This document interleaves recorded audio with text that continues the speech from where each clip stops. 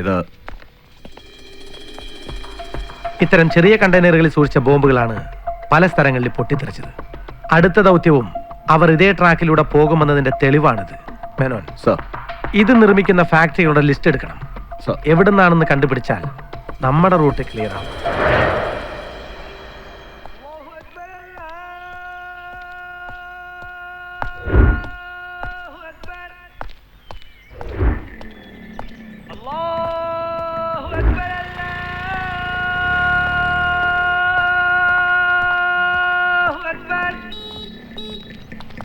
അസ്സലാമു അലൈക്കും. അലൈക്കും അസ്സലാം. ഉസ്താദ് അകത്തുണ്ട്.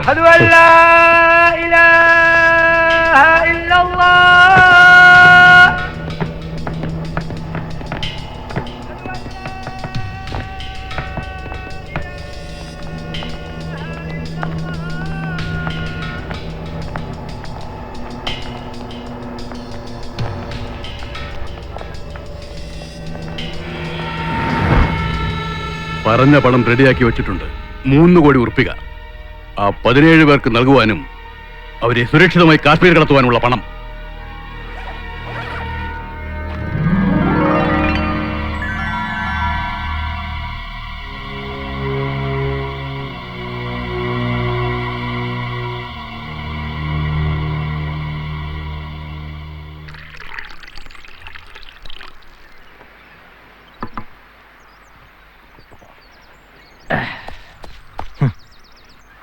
മദ്യം ഇസ്ലാമിന് ഹറാമാണെന്ന് അറിയില്ലേ സലീം മുബാറക്കിനെ?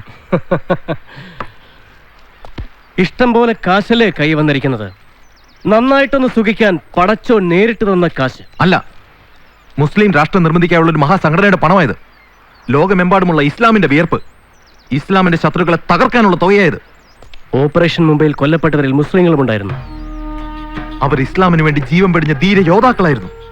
അവിടെ കൊല്ലപ്പെട്ട മുസ്ലിങ്ങൾ പെട്ടിക്കട നടത്തിയും ഭാരവണ്ടി വലിച്ചും ജീവിക്കുന്ന പ്രാരാബ്ധക്കാരും സർക്കാർ ജീവനക്കാരായ സാധാരണക്കാരുമായിരുന്നു. ഏത് ഇസ്ലാം സംഘടനക്കാരാ അവരുടെ കുടുംബത്തിന് നഷ്ടം നടത്താൻ കഴിയുക? സലീം, നിനക്ക് എന്താ പറ്റിയത്? നീ എന്താ ഇങ്ങനെയൊക്കെ സംസാരിക്കുന്നത്? കണ്ടോടാ, 3 കോടി രൂപയത്.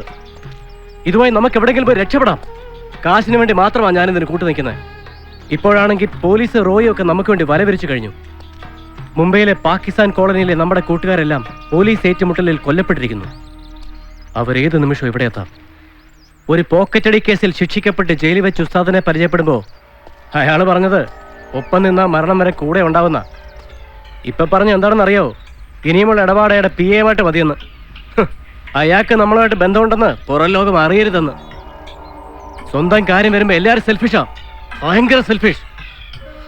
ഞാനും. നമുക്ക് ഈ രാജ്യം വിടാം. ആരും അറിയാതെ വേറെ എവിടെയെങ്കിലും പോയി സുഖമായിട്ട് ജീവിക്കാം. എന്തു പറയുന്നു? എടാ, ആലോചിക്ക, നന്നായിട്ട് ചിന്തിക്ക.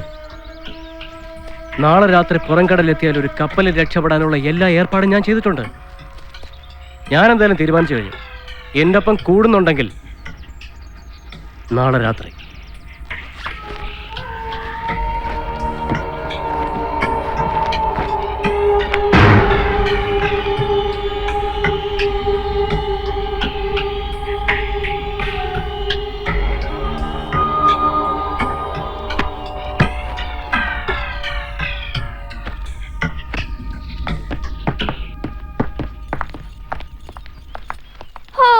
ഇന്നും ഉണ്ടോ കറക്കം?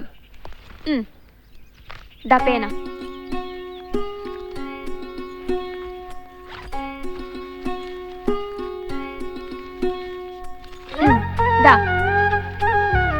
ഇന്നെന്ത് പറ്റി ഇത്രയധികം കാശ്?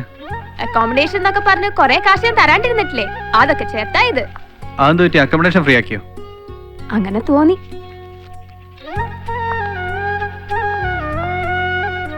ചില കാര്യങ്ങൾ ഓപ്പണായി പറയാൻ ബുദ്ധിമുട്ടുണ്ടാവും, പ്രത്യേകിച്ച് എന്നെ പോലൊരു പെൺകുട്ടിക്ക്. അതൊക്കെ പറയാതെ മനസ്സിലാക്കണമെന്നാ ഞാൻ ആഗ്രഹിക്കണേ. മനസ്സിലാവാഞ്ഞിട്ടല്ല, പക്ഷെ നിന്റെ അച്ഛൻ്റെ സ്നേഹം നേടാനുള്ള യോഗ്യത ഇല്ലാത്തവനാ ഞാൻ.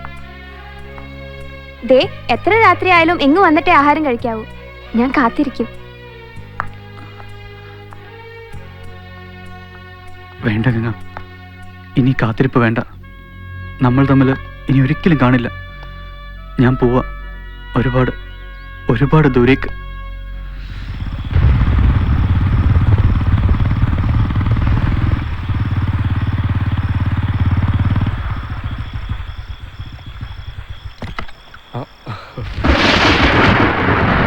എനിക്കറിയാതെ നീ വരുമെന്ന്. വേഗം വാ, പുറപ്പെടാം. ബോട്ട് റെഡിയാ.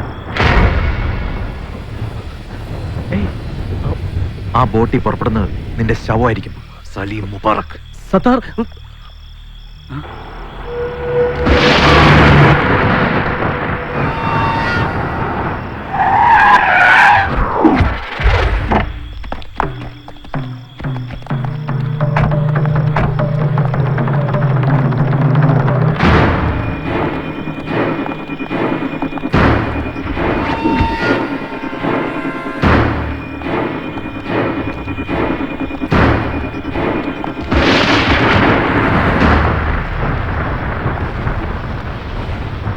इधर इस हिंदुस्तान को इस्लाम का अपना देश बनाने के लिए हम पैसा दिए।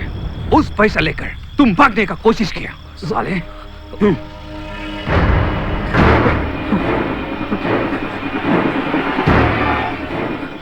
पकड़ो साले को। छोड़ दो मुझे, छोड़ो भाई साहब, मुझे छोड़ो। ये नहीं, छोड़ दो मुझे भाई साहब, प्लीज छोड़ दो मुझे। छोड़ दो मुझे भाई साहब, भाई साहब मुझे माफ कीजिए, मैं आपको फाइल पढ़ता हूँ भाई साहब।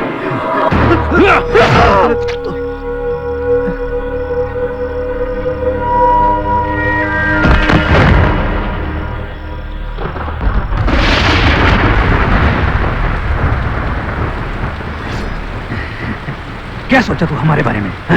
तेरा साथी भागने का कोशिश किया तो दूसरे ने हमें कवर किया है?